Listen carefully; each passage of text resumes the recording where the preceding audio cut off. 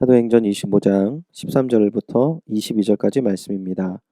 수일 후에 아그리빠 왕과 버니게가 베스도에게 문안하러 가이사랴에 와서 여러 날을 있더니 베스도가 바울의 일로 왕에게 고하여 이르되 벨릭스가 한 사람을 구류하여 두었는데 내가 예루살렘에 있을 때에 유대인의 대제사장들과 장로들이 그를 고소하여 정죄하기를 청하기를 내가 대답하되 무릇 피고가 원고들 앞에서 고소 사건에 대하여 변명할 기회가 있기 전에 내주는 것은 로마 사람의 법이 아니라 하였노라.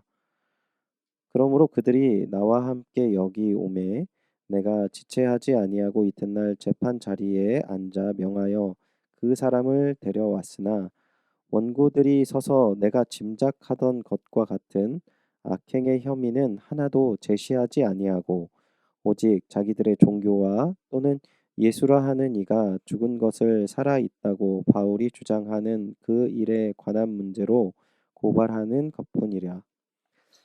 내가 이 일에 대하여 이렇게 심리하는지 몰라서 바울에게 묻되 예루살렘에 올라가서 이 일을 신문을 받으려느냐 한즉 바울은 황제의 판결을 받도록 자기를 지켜주기를 호소하므로 내가 그를 가이사에게 보내기까지 지켜두라 명하였노라 하니 아그리빠가 베스도에게 이르되 나도 이 사람의 말을 듣고자 하노라.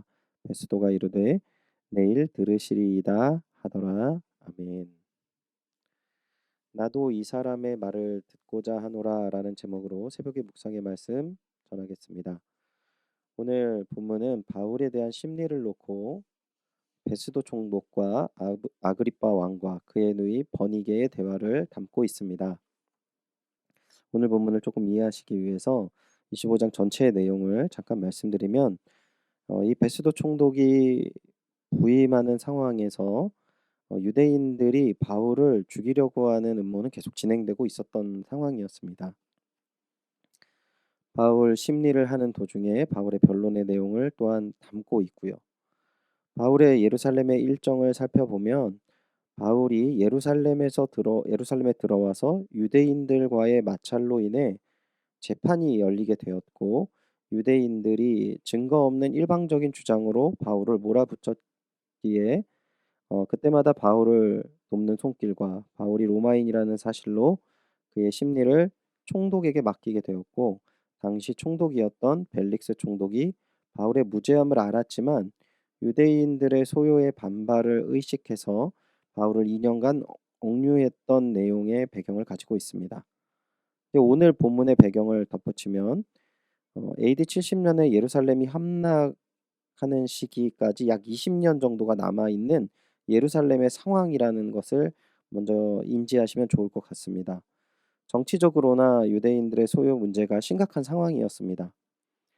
오늘 본문의 베스도 총독 이전의 벨릭스라는 총독은 노예 출신의 총독으로 잔인하고 자비가 없는 총독이었습니다. 유대의 크고 작은 소요가 계속 일어났고 점점 총독들과의 갈등이 깊어져 갔습니다. 그러한 가운데 바울의 재판을 보면 제사장들의 폭거와 진실을 외면한 채 자신들의 유익을 위한 행동들이 계속되었기에 사회적으로 이 유대인들을 온전하게 이끌 리더의 부재를 이 유대 사회가 겪고 있는 상황이었던 것이죠. 이러한 상황 가운데 우리가 생각해 볼 것은 어느 정도 지성인이라면 이러한 유대 사회의 희망을 볼 수 없었을 것입니다. 그리고 좌절했을 것이고 분노했을 것입니다. 이 상황과 사이를 벗어나거나 폭거하는 두 가지 방법으로 달려가는 상황이 바로 오늘 이 바울이 재판을 받아야 하는 유대의 상황이었던 것이죠. 그런데 오늘 본문 가운데 바울의 모습을 보면 그러한 어두운 정치적인 면, 시대의 어두운 상황 가운데 복음을 위해 헌신하며 어려운 상황이지만 심리 중인 죄인의 신분을 가지고 있지만 복음을 전하려는 바울의 모습을 담고 있습니다. 오늘 본문 18절 19절을 다시 제가 읽어드리면요.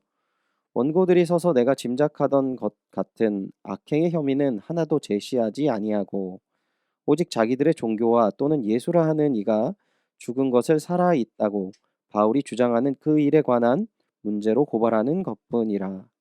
베스도 총독 자신이 생각할 만큼의 악행한 내용은 하나도 없었다는 것이죠. 그리고 오직 유대교 종교의 문제라는 것입니다. 이 종교의 문제가 뭡니까? 예수 그리스도의 부활로 인한 고발하는 것이다라고 이야기를 하는 것이죠. 베스도 총독이 이 문제를 놓고 고민하는 이유는 바울이 로마에게 황제 재판을 받아야 되겠다라고 이 베스도 총독에게 이야기했기 때문입니다. 바울을 로마로 보내어 심리를 받게 해야 하는데 그 죄목에 대해서 그 재판의 내용에 대해서 이 베스도가 쓸 내용이 없는 것입니다. 오직 유대교 종교에 관한 것인데 이것이 법적으로는 로마법에서는 큰 문제가 없습니다.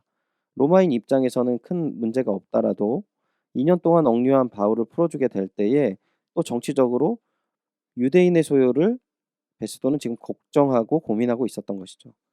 그때 아그리빠 왕과 그의 누이 버니게가 베스도 총독의 부임을 축하하여 문안을 왔던 상황입니다. 바울의 일로 고민하는 베스도는 유대 사정에 밝았던 아그리빠 왕이 오자 조언을 구합니다. 그러자 아그리빠 왕은 복음 전파에 대한 열정으로 어려움을 겪는 바울에게 관심을 보이며 바울이 전하는 복음을 듣고 싶어 합니다. 유대 사회는 희망이 없고 또 사회 지도자들과 정치 지도자들은 자신의 욕심을 채우고 있는 상황, 자신을 위해 자신을 위한 걱정이 가득한 또한 그때에 바울의 복음 전파로 인해 시대가 변화되고 있음을 보여주는 모습을 우리는 깨달아야 합니다.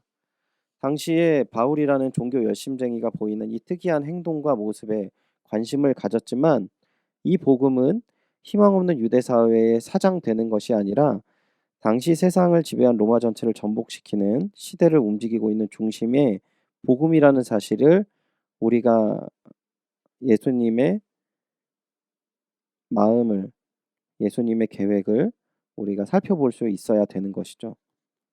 이러한 사실이 오늘 우리에게 중요한 것은 오늘 우리가 속해 있는 사회 공동체 가정에 대한 각각 부정적인 시각을 가질 수 있습니다.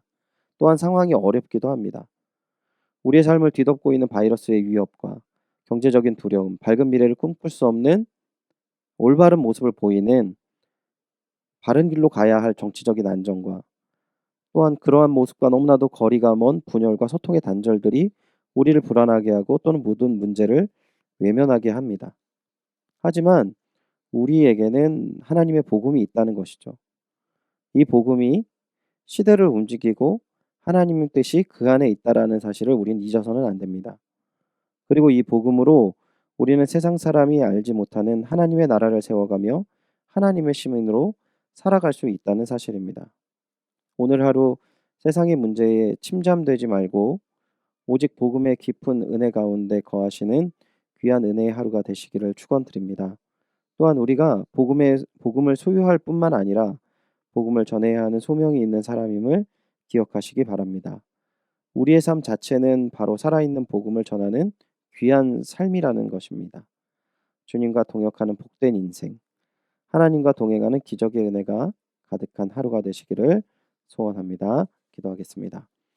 하나님, 오늘 주신 말씀을 통해서 너무나도 답답하고 너무나도 어이가 없는 상황, 사람의 욕심으로 인해서 2년이 넘는 시간을 갇혀 있고 또한 틈틈이 자신의 목숨을 해하려는 상황들, 사회는 점점점 어려워져 가고 주변에 함께 있어야 할 동역자들이 멀어져 가는 그때에 오직 복음을 소유하고 틈만 남은 복음을 전하려 했던 바울의 모습을 오늘 나누었습니다. 로마가 모든 것들을 지배하고 이제 유대 땅도 20년 뒤에는 멸망하는 그 상황이지만 바울의 복음은 죽지 않고 그 복음으로 말미암아 온 세상에 하나님의 사랑이 전파되는 모든 과정을 우리는 알고 있습니다. 하나님, 이 내용을 우리가 인지하고 알 뿐만 아니라 바울과 같이 복음을 소유하고 복음을 깊이 있게 품으며 복음을 전하는 인생 되게 하여 주시옵소서. 우리 눈앞에 보이는 세상의 모습에 현혹되거나 쓰러지거나 넘어지지 않고 오직 하나님 기뻐하시는 이 복음을 전하는 삶에 우리의 삶이 헌신되어지고 그 안에서 기쁨과 생명을 누리는 주님의 동역자 되게 하여 주시옵소서. 오늘 하루 그 은혜와 사랑으로 복음의 풍성함을 누리는 하루가 되기를 간절히 기도드리고 원하오며 이 모든 말씀 주 예수 그리스도의 이름으로 기도드리옵나이다. 아멘. 말씀을 기억하시면서 기도하실 때 내가 주님의 복음을 소유하고 복음을 전하는 귀한 주님의 동역자임을 기억하게 하시고 열매 맺는 삶 되게 하여 주시옵소서. 기도하시기 바랍니다. 나라와 민족을 위해 기도하실 때 코로나19의 조속적인 종식과 연희교회와 성도님들의 피해가 없도록 기도해 주시기 바랍니다. 지난 수요일 부임하신 박지훈 목사님에게 하나님의 은혜와 능력이 충만하도록 기도해 주시기 바랍니다. 최종상 윤명희 선교사님의 사역과 건강과 가정을 위해서 기도해 주시기 바랍니다. 그리고 우리 박영신 권사님 위와 간의 치료를 준비하고 계신데요. 오랫동안 남편분이신 진수영 집사님의 간호로 몸이 많이 지치고 힘드신 가운데 위와 간 쪽에 질병이 발견되어서 치료를 받아야 하는 상황입니다. 권사님께서 치료를 잘 받고 잘 회복될 수 있도록 기도해 주시기 바랍니다. 이 시간 다 같이 기도하겠습니다.